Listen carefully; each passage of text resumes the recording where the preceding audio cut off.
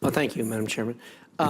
Chief Tidwell, you and I spoke just very briefly before the hearing about some correspondence that your office has received from the State Land Board in Idaho. State Land Board, having lived in Idaho, you're well familiar with the State Land Board, and they oversee the state forest holdings and other holdings.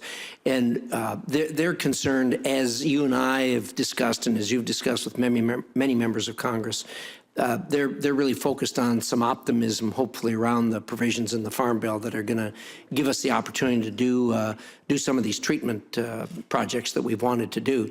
I think I don't need to tell you, but there's a lot of frustration out there that it isn't moving as fast as we'd like, and I think maybe people had expectations raised beyond what is reality when you're dealing with the federal government, unfortunately.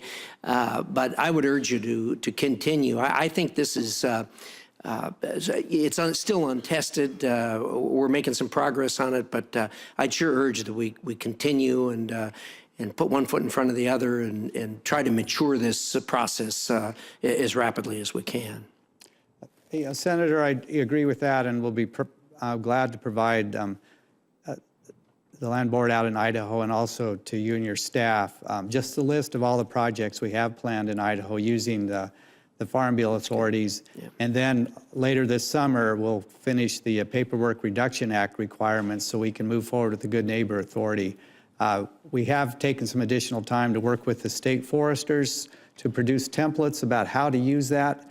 And because of taking that additional time and actually doing some scenarios with them, we call them sand table exercises, where you'd actually go through a process to see how would this actually play out to be able to work together to implement a project. And because of that, we've made significant changes to that template that the feedback I'm getting from the state foresters is they feel that's going to be a much better tool. And so taking a little more time on it is going to, I think, really help us in the long run. Yeah.